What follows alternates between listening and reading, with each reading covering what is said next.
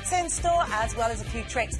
Although if you're not partial to a pumpkin-related pun, this might not be the place for you. No, we do have loads of goals, though, and we'll let you know exactly what's been happening in the Football League this week. Pretty quiet, really. One failed takeover, one planned takeover, one new manager, and two great goal scorers to take us through the best of the action. Former Watford, Brentford and QPR striker Tommy Smith is joined tonight by the current extra striker Clinton Morrison, who has come straight from the Hive to the studio. Popular guy. Yeah, we've got some Exeter City fans in with us this evening.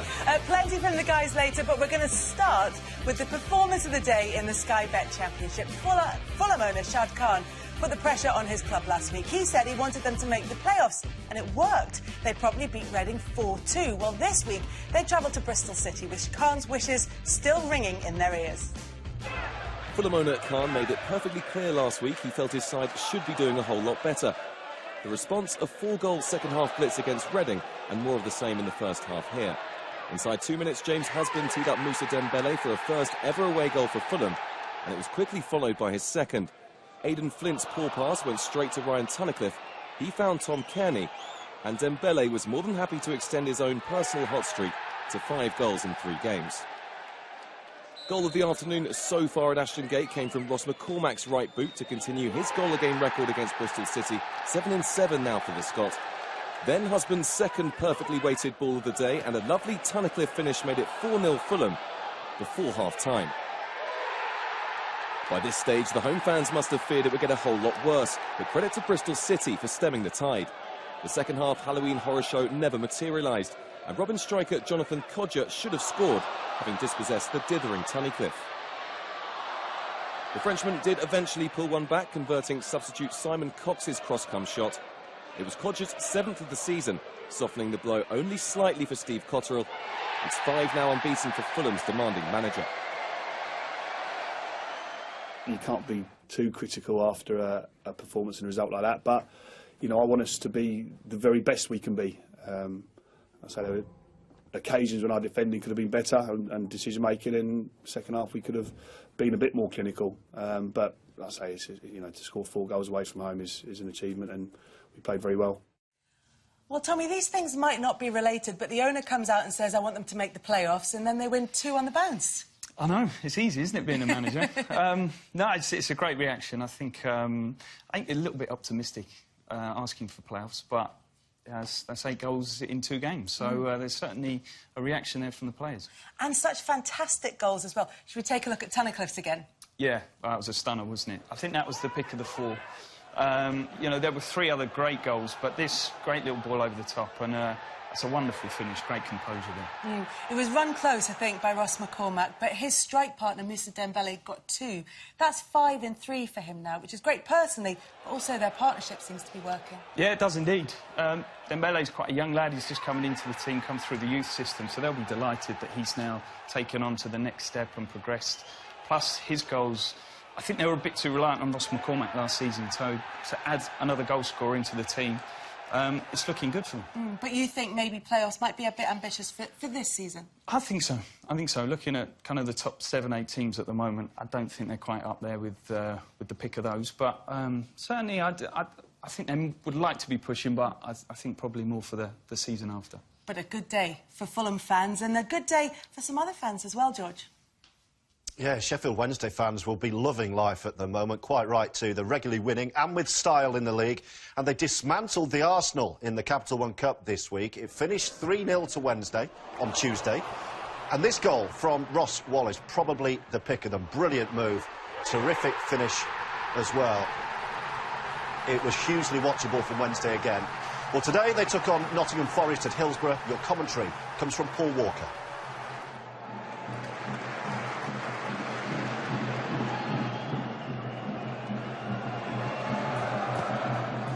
By Westwood. Vaughan gives it to Kieran Lee. Bannon. Wallace calling for it over on the right, but that's a lovely ball through, and it's Kieran Lee for Sheffield Wednesday. He tries to take one touch too many, keeps it alive. Padil, and saved by the goalkeeper. First big opening of the match, and Evtimov comes to the rescue for Nottingham Forest.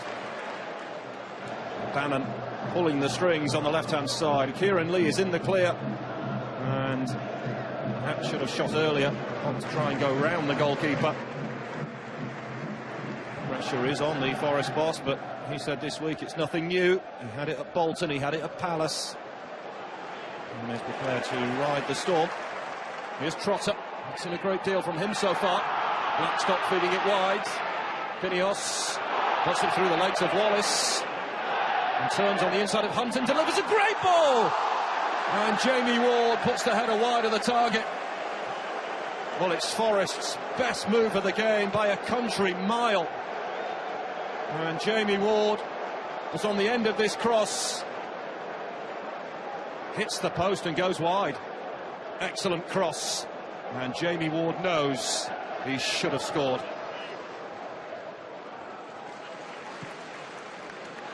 Semedo. Switched out to Hunt. Jamie Ward straight on the scene but can't win it. Hunt into Wallace. Hunt again. It's tight, the angle. And Eftimov got something on it, I think, and it's swept away by Hobbs in the end. It was nice and intricate on the right-hand side as Jamie Ward squares up to Jose Semedo, and Ward put his hand into the face of Jose Semedo there. I think it was done right in front of the assistant referee as well. And by the letter of the law, that has to be a red card. You wouldn't exactly call it a slap in the face. It was a friendly brush of the cheek from Ward on Semedo. But will Forest keep 11 players on the field here? We shall see. What colour will it be? It is only yellow for Jamie Ward.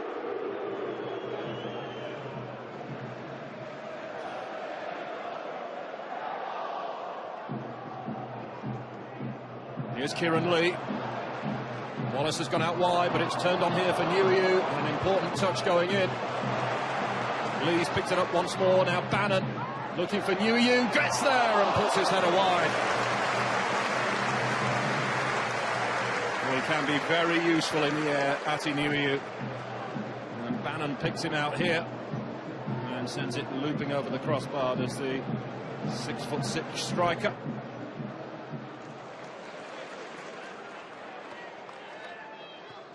Turned inside, that's a good ball. Jack Hunt within striking range, maybe. Still Hunt. Running into a cul-de-sac, and now Wallace. Sends it over, sent up in the air by Wilson. Wallace again. Hunt. Needs a good ball in. Zhao was there, but couldn't get anything on it. Here's Forestieri. Will hit one. Oh, what a goal! Forestieri against Forest. Where on earth did he pull that one from? Low and into the corner. No chance for Eftimov. We're on our way back is the constant cry from the Kop. Maybe they're right. The deal again. All of it casual. And it's Oliveira having his shirt pulled quite clearly by Forestieri. A bit of afters there between Oliveira and Padil, who goes down. Well, what happened there? Jeremy Simpson has some sorting out to do here. And it is boiling over on the sidelines.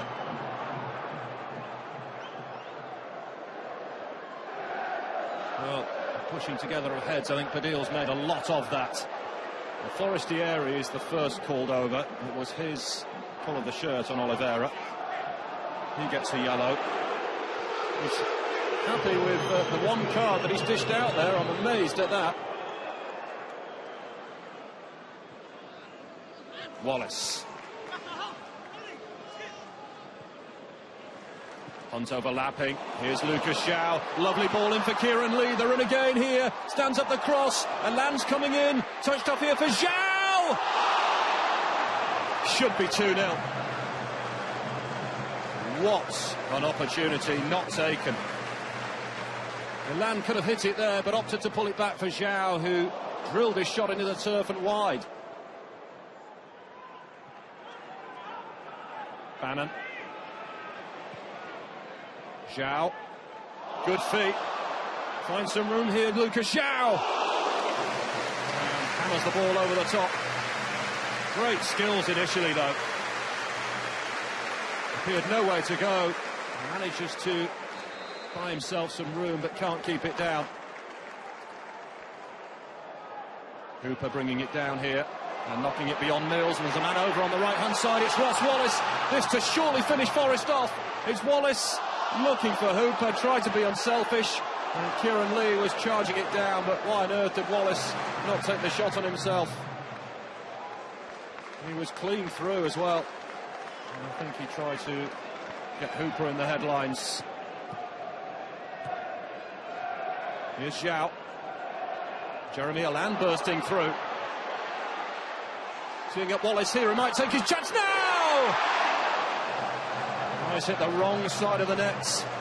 Allan scampering his way to the middle. And the angle just became a little tight for Wallace. After the fantastic victory against Arsenal, of course, it's not an easy match to coach, it's not an easy match to the players. But my players was one more time amazing.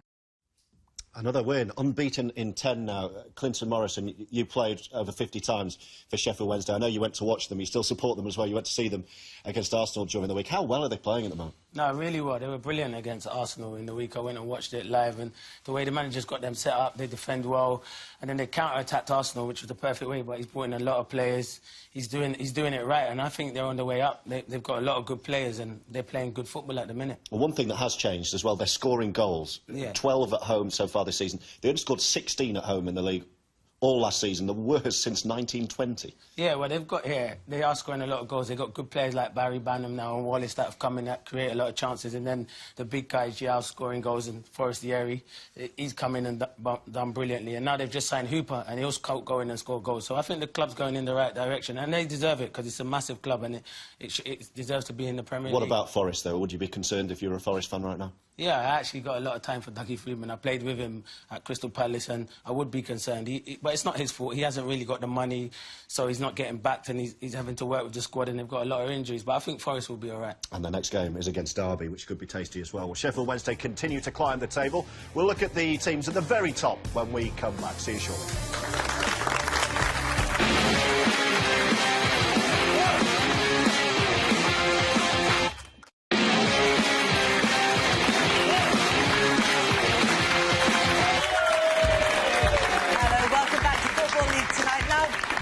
To talk about the importance of squad depth to get through the season in the Championship, which just shows how little we know, because Gary Rowett has only used 18 players this season at Birmingham City. That's the fewest in the whole of the Championship. So maybe something to be said for a bit of stability and consistency, particularly as struggling Bolton have used the most players. Yeah, Wolves have used 22, and Kenny Jackett has seen his side lose 3 on the spin now. A remarkably similar run, actually, to the 5 defeats in a row last season, starting on November the 4th. That ultimately cost Wolves a playoff place, and Jackett will be hoping that the signings of Mike Williamson and Grant Holt on loan this week will help bring about a change in their fortunes. Commentary of this one from Gary Birtles and Bill Leslie. Afobe. That's going to be the key to Wolves, whether they can get that combination going. Edwards coming forward, taking up a good position in the box there. But McDonald, Afobe, Robinson a little slow to come out.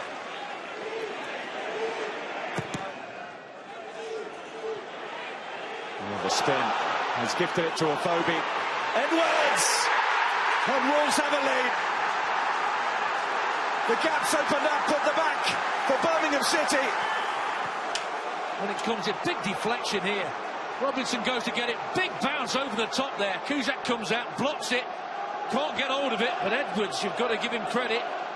He stood there, expected it. This is where it goes wrong, that big bounce. You don't expect it maybe on a pitch like this, and then Edwards keeps his composure.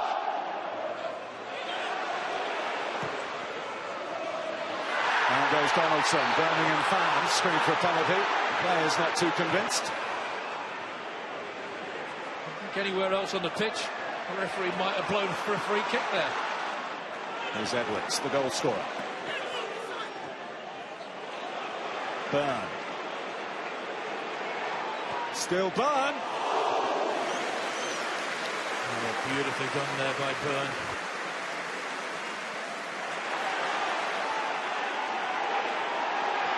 It's Wolves who come again. Edwards coming in from the right. No offside flag. Henry onto his trusty right. Gets the shot away. Kuszczak makes a save. Well, I'll tell you what. If he's offside, he's offside. There, he stops playing. Put your hand up when you've closed him down, and they nearly pay for it here. Gray. Davis. Gray. Morrison has stayed forward as a second striker here. This is Gleeson, the former Wolves man. Puts it over the top.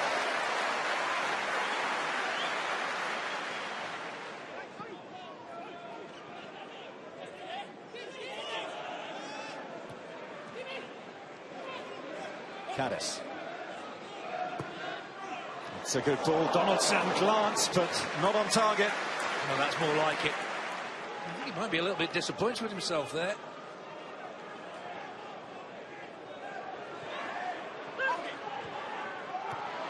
McDonald exchanging passes with the phobia here effectively as well. That's nothing really, is it?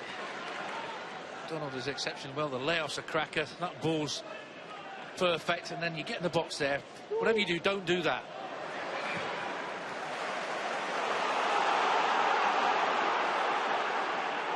McDonald gets his head up, finds a phobia. Support arriving at pace from Byrne.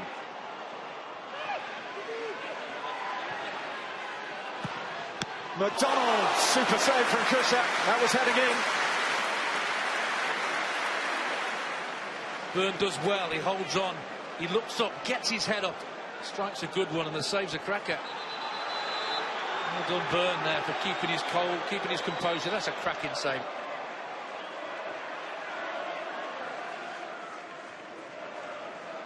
Henry. Oh, he tried to sneak it in at the near post rather than look for the cutback. Well, again, Hull does well there. But look at a mistake yet again, dwelling on the ball. Birmingham are unhappy at what they perceive to be time wasting. Wolves see the finishing line now. Ojo trying to see the target and finding it. Well, that should finish it off. Shea Ojo burying it in the bottom corner. They switch off again. They don't expect a short corner, but look at the defending, or a lack of it. They still don't deal with it.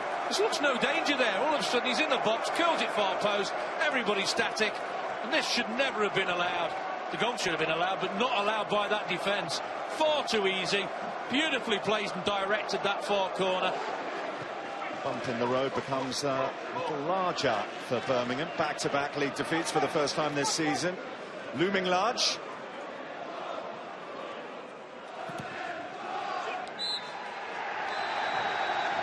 Oh, the Derby joy belongs to Kenny Jackett and Wolverhampton Wanderers. They've come here, and for the first time since Gary Rowett has been manager, he's tasted defeat to the side from the Black Country.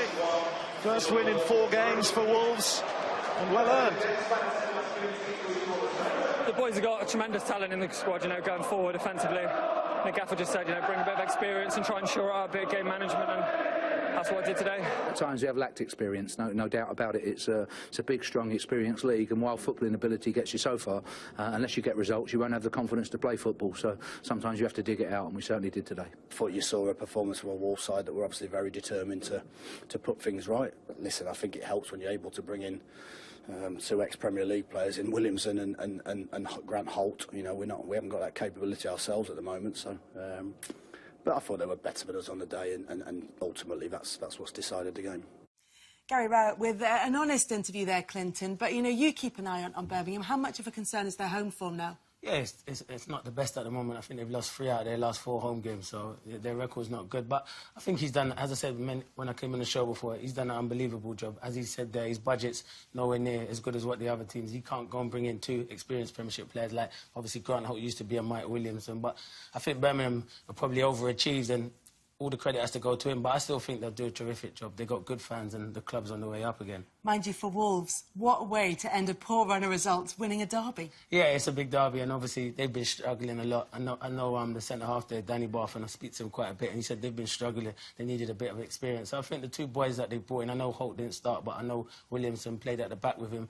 It looked like he marshalled the team really well, so it's a good result. But I think Wolves have got enough talent in their squad and they'll start climbing back up the table. Yeah, absolutely. We'll look forward to seeing that happening. George, though, has news of another derby.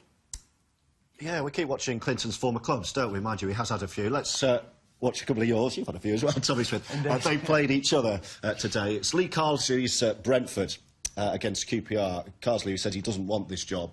QPR boosted by having their top scorer back today. Yeah, they did. They'll be delighted to see him back. I think he's been out a month or so now with a hamstring injury, so they're delighted. Big boost to have him on the bench. Do you reckon Clint Hill was up for this?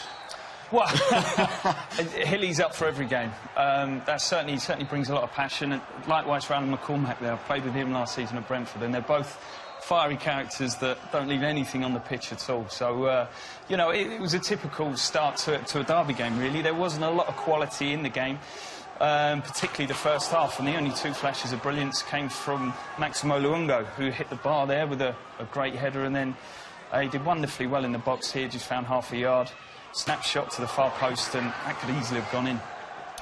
And Chris Ramsey talking about paying for missed chances at this level. He says you need to be a bit more ugly, a bit more brutal away from home, and I guess second half you'll see exactly what he's on about. Yeah, I mean, they were at best half chances, I thought, but Brentford certainly came out the better in the second half, and I think that was about 60 seconds when they had their first chance there, and they just stepped up the tempo.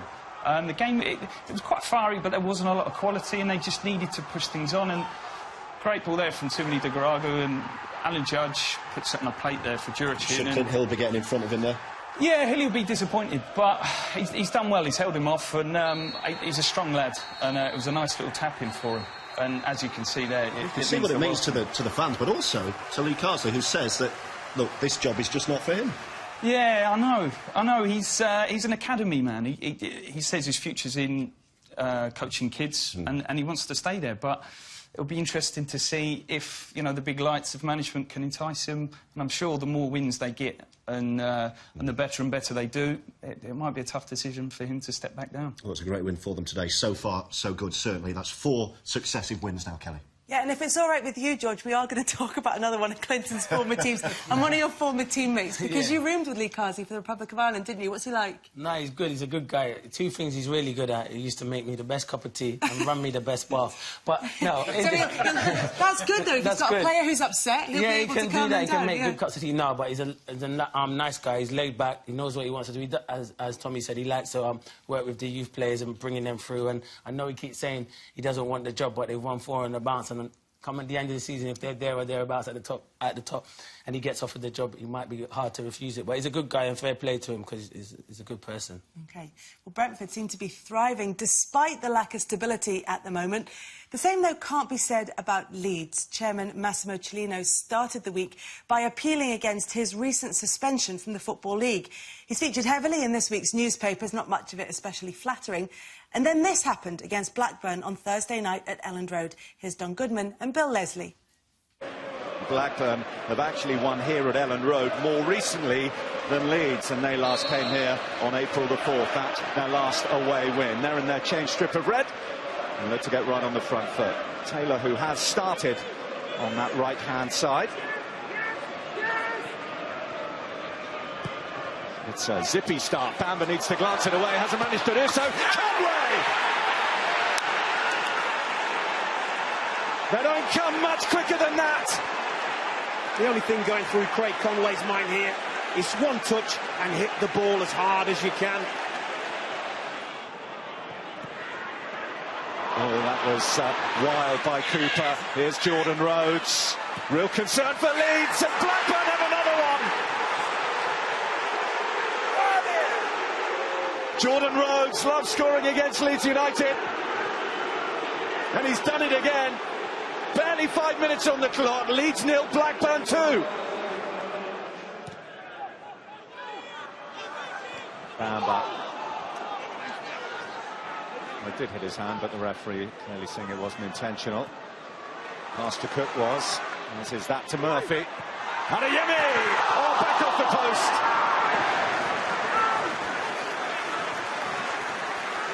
Gets on the end of the cross. It's a deft little header. Deserved better. Botaka. Moats. Took a deflection, which took it wide. As close as Leeds have come all night. It just demonstrates the big job that we've got here. You know, we've had a week and 9 days in the door, 2 admirable performances away from home, an unacceptable one tonight. But that tells you why Steve Evans has been brought in. Well, since that defeat, better news for Leeds United. Massimo Cellino has agreed, in principle, to sell his share in the club to supporters group Leeds Fans United. Well, Chris Dunleavy joins us now by Skype from the Football League paper. Chris, thanks very much for joining us. We've seen this week that the deal between the Blackpool supporters and Oystons has broken down. How do we know that Leeds aren't going to be in a similar situation? How financially secure are they? Well, in short, we don't know that that's going to happen, primarily because we're dealing with Massimo Cellino here. So, you know, on Friday he wanted to sell the club, and on Monday, will he want to sell the club? Who knows? This is a guy who said he loved Neil Redfern and then sacked him about a month later. So, you know, there's no certainties with it. And there's also no certainties in terms of the fact that the Leeds fans have the money. That's the big question that hasn't really been answered by anyone. Yes, Massimo Cellino has said that he doesn't want to make a profit, but do they have the money to fund this as an ongoing concern? That's the question that needs to be answered. Chris, what's the likelihood, if you're a betting man, of this actually coming to something, or is it just a bit of Cellino trying to get some good PR for himself? I think there's certainly an element of that, and as I've said, I think there's possibly an element of it's just what Cellino fancied saying on the day. If I was a betting man, I'd probably say it wouldn't happen, partly because I don't truly believe Cellino wants to sell, and partly because this is a club that were losing £1 million a month before Cellino turned up, who have, well, you know, they've got court cases hanging over them. They've got so many people on garden leave that could start a kibbutz. I mean, are the new people going to be able to cope with that on a sort of monthly basis, with cash flow problems, with all those things? I mean, fan ownership is wonderful, and if it could happen, I would be all for it. But they're going to need some serious businessmen behind the fans.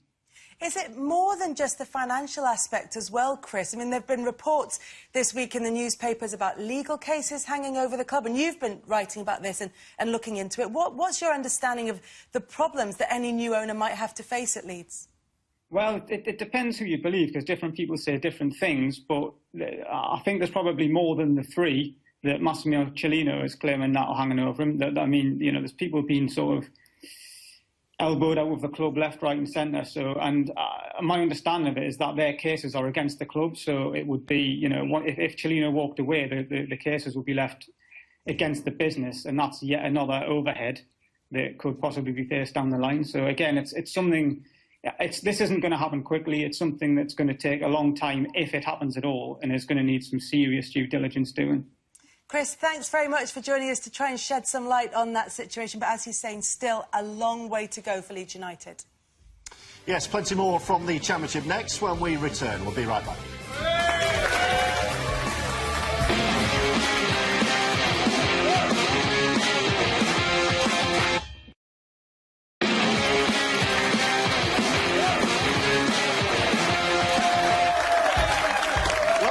To Football League tonight, and a studio this evening full of Exeter City fans.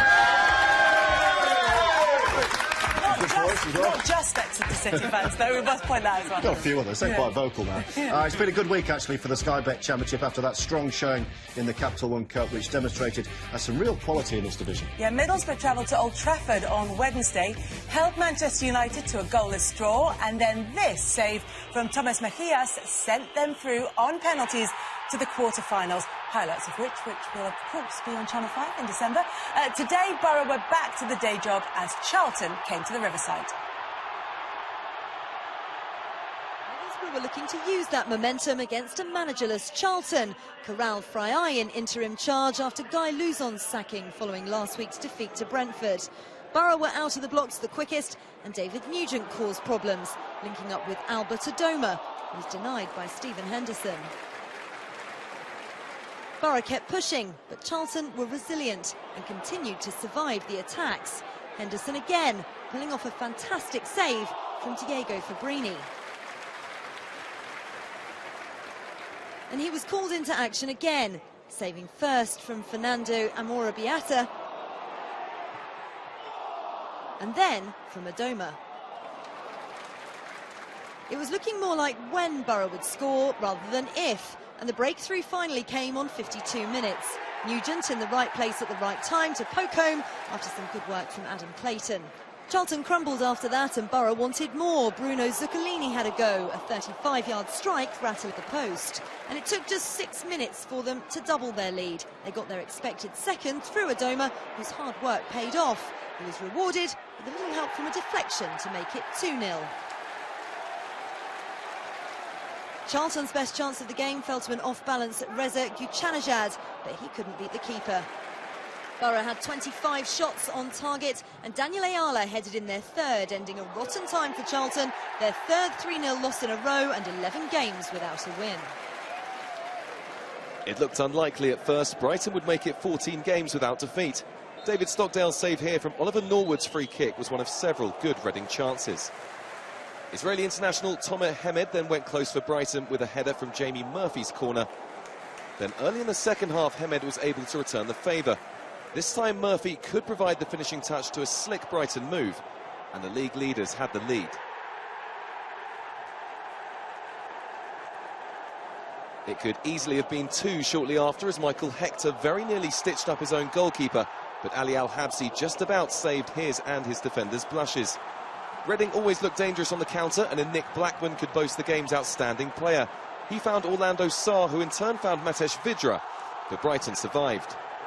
The Royals kept on coming, driven on by Blackman time and time again. He was denied here by Stockdale, who was winning the personal duel between the two in the second half. But plan give the ball to Blackman would eventually pay off. This time the Reading keeper could only parry his effort straight to Vidra, but Brighton still remained the only unbeaten side in England's top 4 divisions.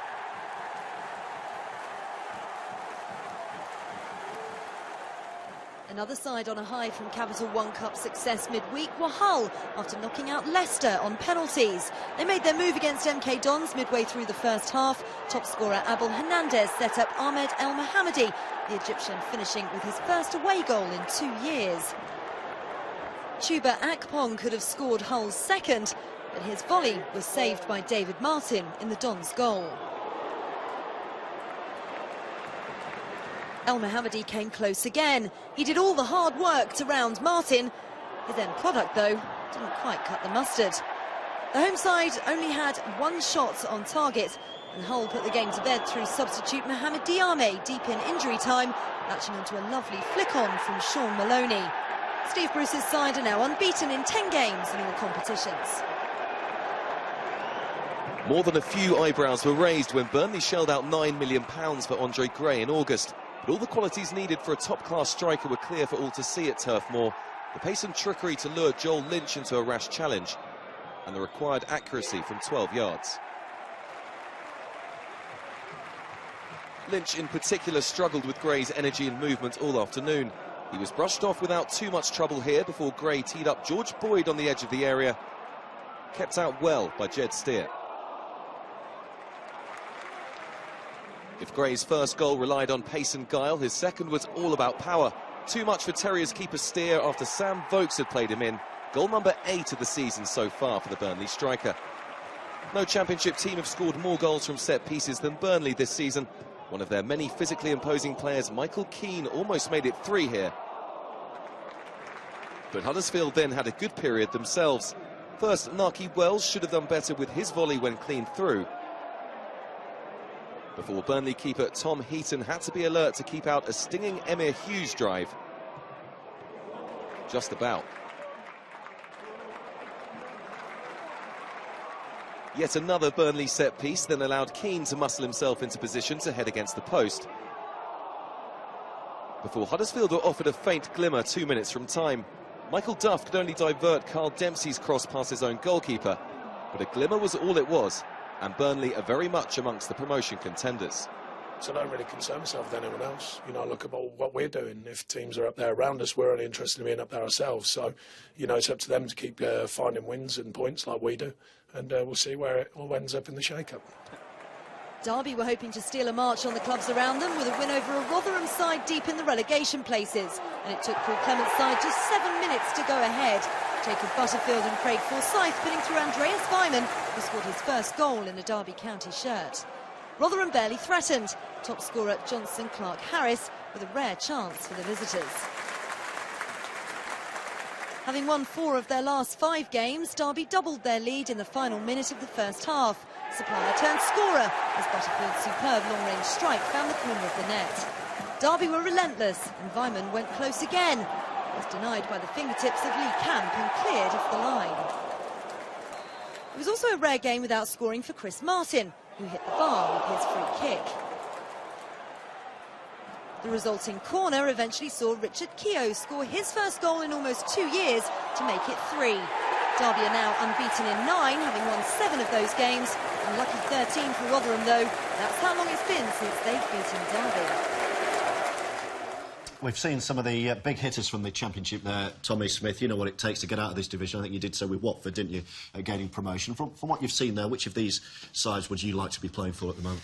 I think the pick of the bunch for me at the moment is Middlesbrough. At Brentford last season, we played them 4 times throughout the season, twice of those in the playoffs, and we didn't win once. So I think they've taken their strengths from last year. Actually, I was really disappointed with them in the playoff final from their performances they showed against us in the semi-finals. I thought they'd gone and beat Norwich, but unfortunately they didn't. They've signed some good players, Dave Nugent, Stuart Downing. Well, if we have a look at the odds, actually, they are the favourites at the moment. Here we go. Middlesbrough, they're 7-4 on. Derby 11-10 on, and then take your pick really. Hull or Brighton at 7-4, Burnley, Reading 11-4. Yeah, it's so hard to call, you know, and like the bookies have put there, there's so little in it and so little between the teams that sometimes it's the little signings that they make, clubs like Nugent, people like that can just be the difference. And they've got the right man in charge, I think, with Aitor Karanka as well. He's got a wealth of knowledge behind him, obviously worked with Mourinho, so for me, they're the pick. Yeah, it looks like they've got themselves out of that sticky patch. Borough. 2 more games from the Sky Bet Championship when we come back. Stay right there.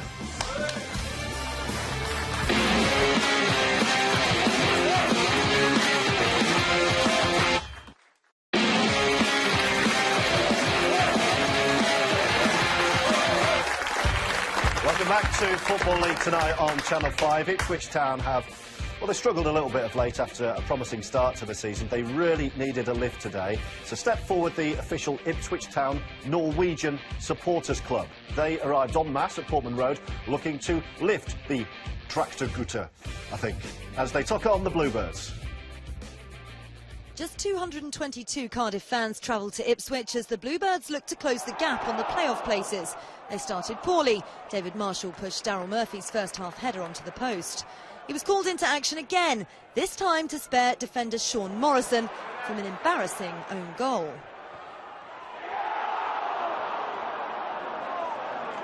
Cardiff have only scored twice in their last 5 games and failed to convert their few chances at Portman Road. Sammy Amiobi's shot saved by Dean Gherkin, meaning Ipswich Town's run without a win extended to 7 championship games. So that leaves just one more game to bring you from the Sky Bet Championship, and that was the late kick-off between Preston and Bolton, the 2 lowest scorers in the division. Preston haven't won at home this year, Bolton haven't won away. Strap yourselves in. Your commentary comes from David Prutton and Gary Weaver. With that flick, it looked like a foul from Bailey Wright. Bailey Wright realises he's got the wrong side.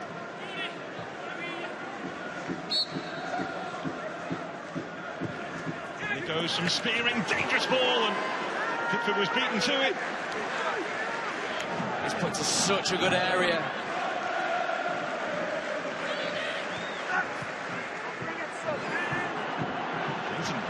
for this. Likewise, Woods. That's the decision here. The assistant's flagging. The yellow card is out for Callum Woods. Jay Spearing once more. Callum Woods is very, very lucky to only get a yellow card. He will be disappointed that he's facing 10 men here. Here's Clayton. Max Clayton into a great area. Well, Paddy's put that challenge in, which was late, and has angered the Preston North End players. Into the both ends here. Good play by Max Clayton, that really attacks Preston defence. It's very, very late on Bailey Wright, I think it is. Especially from our vantage point, you could see it building, you could see it about to happen.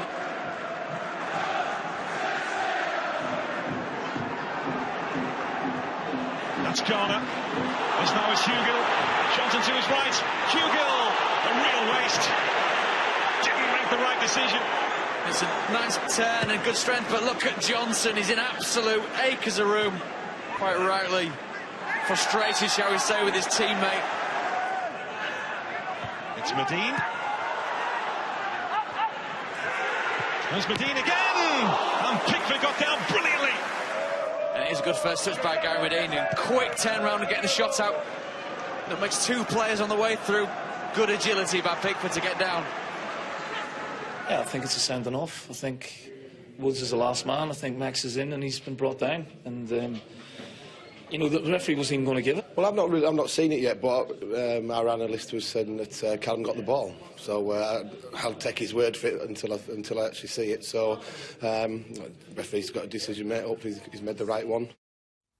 Yeah, not really one for the end-of-season DVD, that was it. Here's the table, though, tonight. Brighton's lead at the top is trimmed to 2 points after the draw at Reading. Hull stay second. They're above Burnley on goal difference. Borough a point behind following that win over Charlton. They're level on points with Derby, who also won today. Birmingham stay sixth, despite their defeat at home to Wolves. Rotherham slip back to the bottom after their loss at Derby. There you go. Charlton are a point above them. Bolton move off the foot with their goalless draw at Preston. Bristol City and MK Dons 1 point clear of the relegation zone after losing at home today. Leeds slip to 19th. Let's take a look at League One now, and there was a meeting between the top two sides. The last 6 meetings between them have ended in a draw, and there wasn't much between them this time round. So this morning, we asked who you thought would come out on top between Walsall and Gillingham, and actually, do you know what? There wasn't much between it in this one either. 55% of you said Walsall, 45% of you said Gillingham, and interestingly, Tommy, Gillingham had by far the better start. They did. They came out the traps really quickly. They got an early goal, which really settled the game down, actually, at the time, because it was...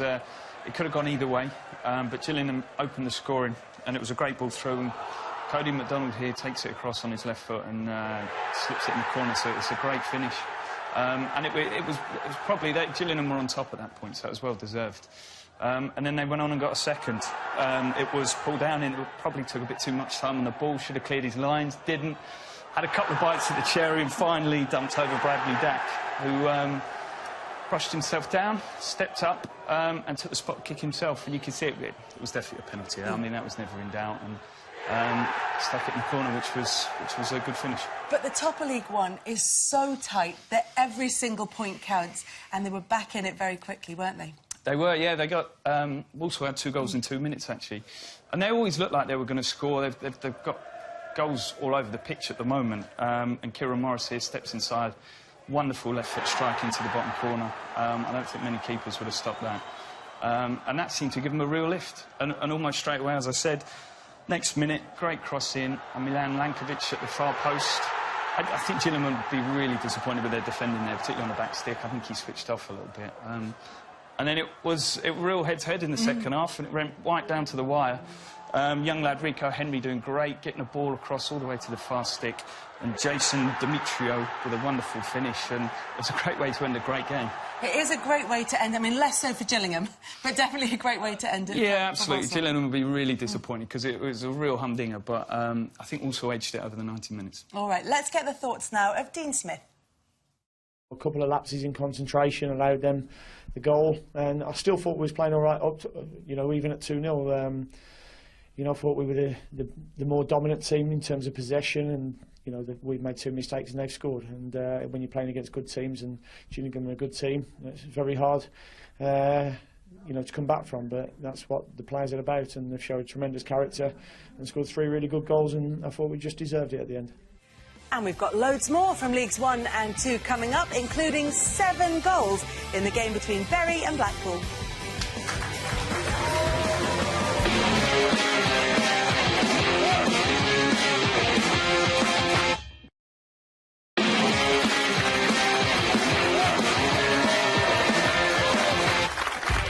Welcome back to Football League tonight. Now, last weekend was a cracker for one Barnsley fan who fell asleep on the toilet at half-time and had to be rescued from the ground by the fire brigade when he woke up 7 hours later. Today, Barnsley were at Scunthorpe, so if you know that guy, maybe give him a bell, just in case he's still at Glanford Park. You'd forgive that Barnsley supporter for taking himself to the gents a little earlier than half-time this week. His side behind in disconcerting fashion after just 6 minutes at Scunthorpe, Tom Hopper receiving the gift.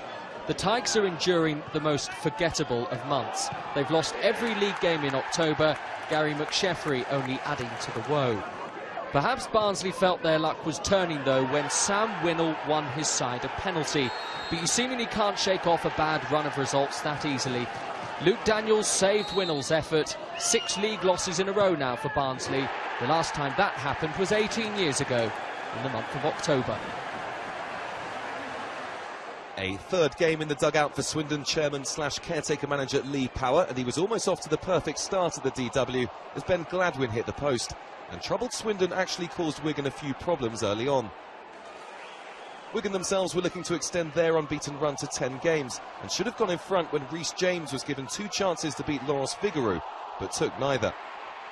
And there's no time like 5 minutes into added time to register your first goal in English football. Francisca Junior latching onto Vigouroux's error, and that's 8 points Wigan have gained from injury time goals already this season. Bottom of the table Crewe hadn't won at home in 14 games, so Sheffield United would hardly have been high on their list of preferred opponents. The Blades' Jose Baxter denied acrobatically by Ben Garrett.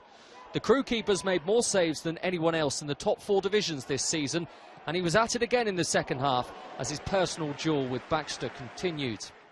Crewe, though, scored the game's only goal through Ryan Colclough, 352 minutes in the making.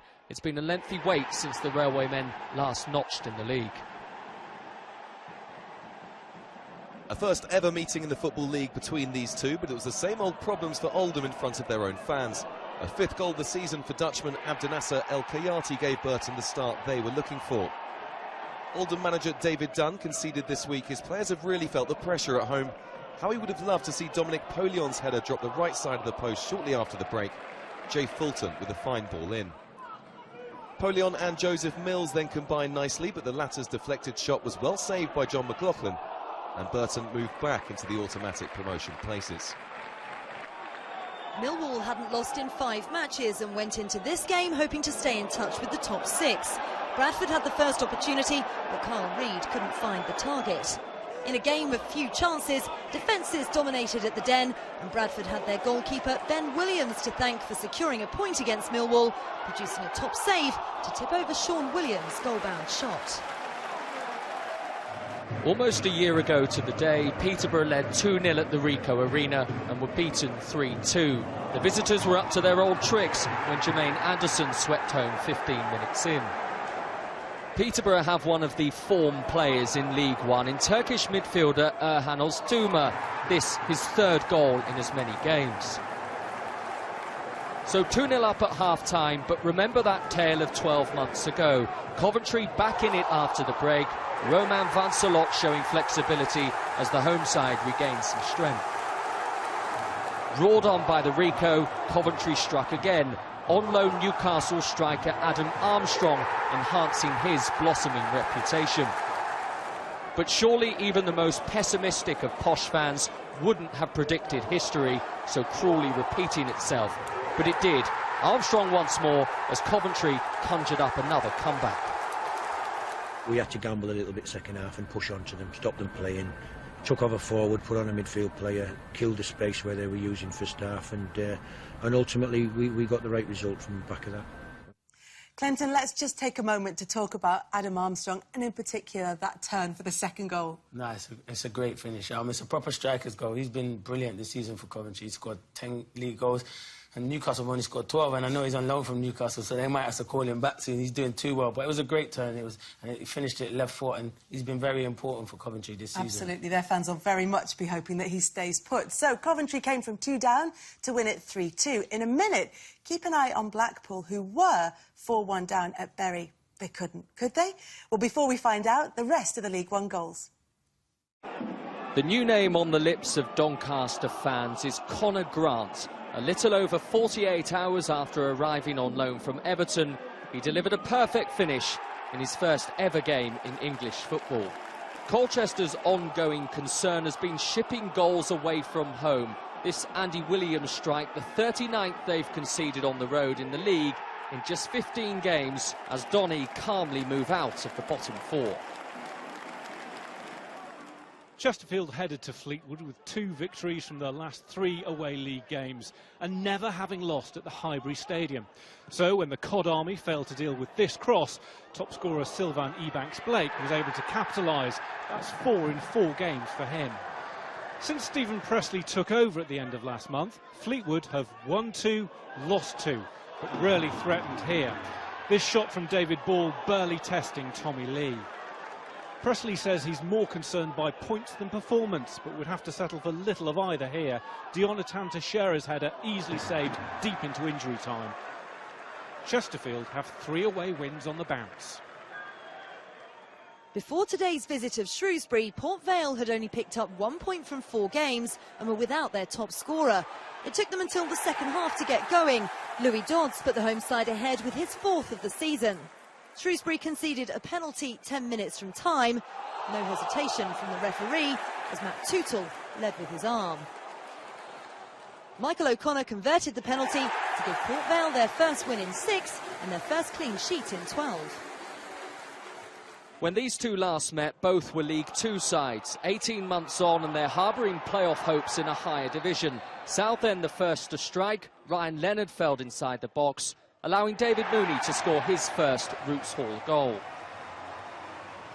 2 minutes later, the impactful Leonard then opened his account for the campaign, and Southend was seemingly set to bask in a 4th straight league win at home.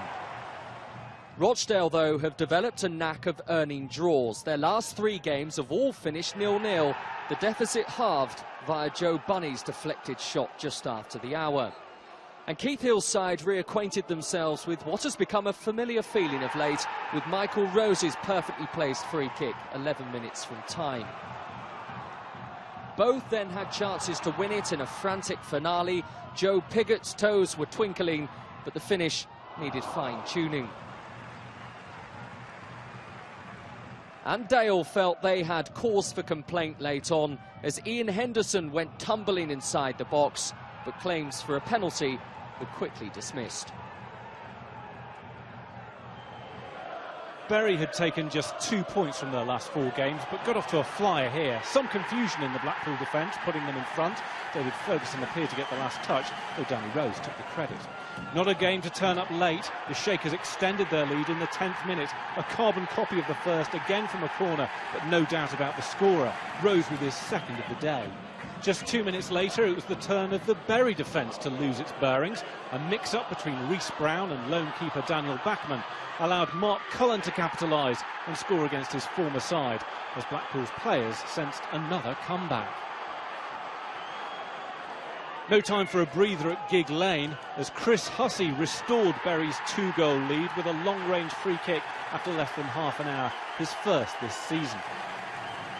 We were still in the first half, and this screamer from Tom Sawes made it 4-1 to Bury. That's his first goal since August. More goals were scored in the opening 45 minutes here than in the last 3 matches at Gig Lane put together. Clark Robertson netting just before the half-time whistle to give Blackpool hope. The second half, not a patch on the first, though. 6 minutes from time, Martin Patterson, back from injury, was brought down by Joe Riley. Jack Redshaw stepped up to score for the third game on the trot. Not enough, though, to prevent Bury winning for the first time in 6 games. So Blackpool couldn't quite do it. The win for Bury takes them into the top 6. Walsall back on top of League One after their comeback victory against Gillingham. It's their best start for 9 years. Burton stay level on points with the Saddlers thanks to their victory at Oldham. And Coventry's comeback against Peterborough keeps them 4th. Wigan and Bury both won today. They complete the top 6. At the bottom, Crewe remain there despite beating Sheffield United. Swindon above them. Only on goal difference, though, now. Barnsley, Fleetwood, Blackpool, Oldham, all beaten today. We'll have news next from the club that wouldn't die.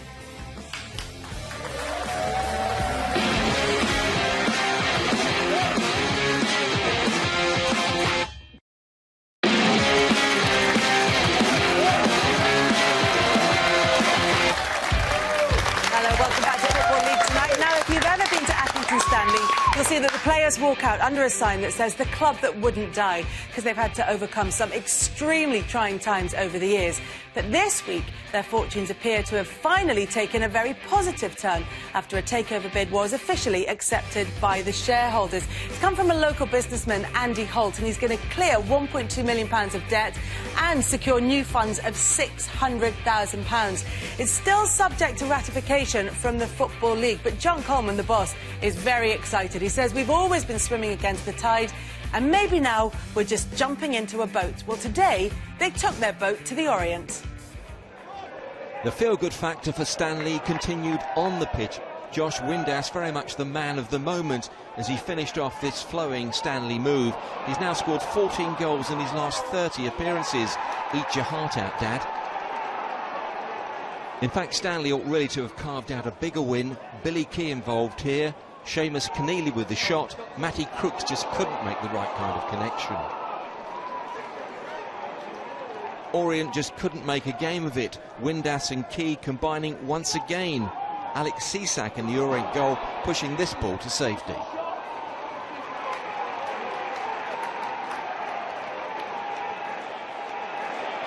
Three away wins on the trot for Portsmouth, and victory here would give them the best record on the road in the whole Football League. They took the lead midway through the first half when Kyle Bennett and Enda Stevens combined for Keelan Lavery to score his first goal for the club. Notts County have won all but one of their last 5 league games at Meadow Lane, and just 2 minutes after falling behind, Graham Burke's volley pulled them level. That's his 3rd of the season. In fact, the only game the Magpies have lost at home this season was to the league leaders, Plymouth. Alan Sheehan's free kick gave them all 3 points here, and Pompey lose their first away game in the league this season. Rovers do like a bit of roving on the road. Their 4th consecutive away win equalled a 15-year-old club record, but they fell behind to a Barry Core header on Friday night. The way back into the game was looking decidedly dodgy. When Ellis Harrison's thumping header hit the bar, it looked like being one of those nights. But Rovers gradually clawed their way back into the match. Sub Matty Taylor's shot beaten out by Chris Dunn. Harrison poached a Rovers equaliser. Then egg on FaceTime for Cambridge's Greg Taylor. His dreadful back pass was intercepted by another Taylor, and he did the rest. Rovers with the spoils after a late show. Plymouth came into this game 4 points clear at the top, and after just 3 minutes, Graham Curry, who was fans' player of the month for August-September, put them in front with his 6th of the season. Derek Adams' side not only topped the table, they've only lost once in their last 9 league games. Craig Tanner, on loan from Reading, extended Plymouth's lead in the 12th minute, his 4th of this campaign. Morecambe's fans are going to be clocking up the mileage over the coming weeks. The equivalent of driving to Athens by the end of November is going to feel even further when they allow chances like this for Curry. But 3 points for Plymouth means their best start to a season since 1958. Martin Allen's resurgent Bees made it 4 games without defeat. Exeter got a 2-0 sting at the Hive. Josh Clark's cross headed into his own net by Exeter's Troy Brown. And it was Clark completing a comfortable victory with a well-taken second goal, running half the length of the pitch after an Exeter corner.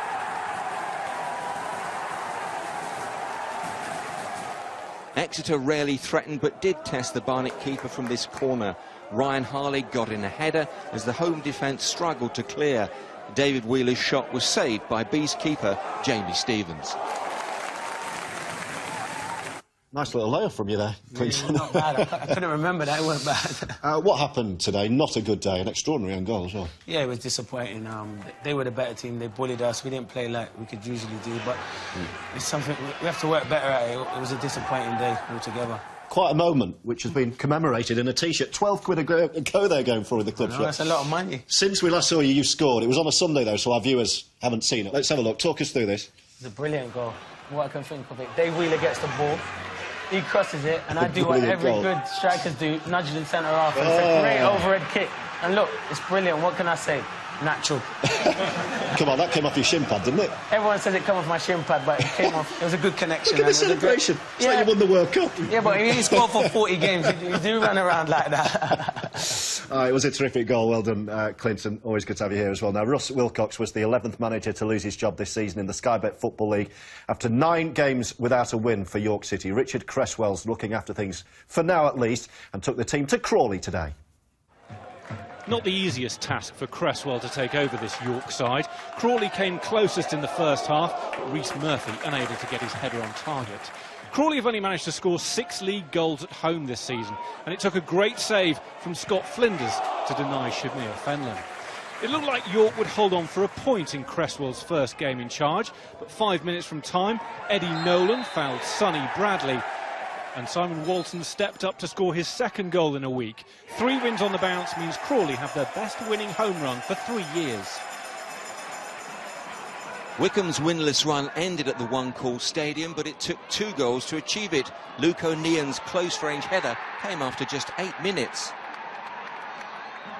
The killer second was in the 95th minute.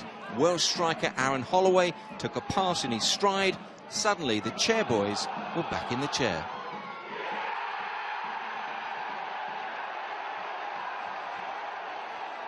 It's been a turbulent week for Northampton, a club beset with financial problems and facing a winding-up order from HMRC, bereft of cash but not of heart. Sam Hoskins with an early opener. Power over placement then worked for Mark Richards to double the Cobblers' lead. The striker keen to share the love with a rather bemused photographer. A perfect picture, if only he was in a position to take it. Lenses had scarcely had time to be readjusted when Scott Barrow struck a minute later for the Exiles, the celebrations a little more muted. Despite Linnell John Lewis's goal grabbing a point for John Sheridan's resurgent side, the wait for a Newport home win is now into its 8th month.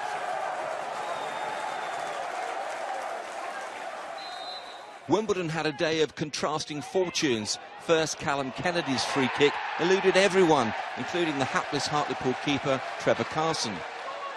Ronnie Moore's side folded again in the second half. A cracker it was too, lashed home by Lyle Taylor, his 5th league goal of the season. It should have been more for Wimbledon. Taylor shoved off the ball by Kudus Oyenuga. Clear penalty for referee Lee Collins. Taylor took it with almost casual indifference. It hit the post and Danny Ballman's follow-up was brilliantly saved by Carson. No wins in their last 8, but Yeovil took the lead at Brunton Park after just 5 minutes when Ryan Bird scored his first goal on the road this season. Less than 3 minutes later, good work from George Thomas helped Harry Cornick extend Yeovil's lead. Not a bad start for Paul Sturrock after getting the vote of confidence this week.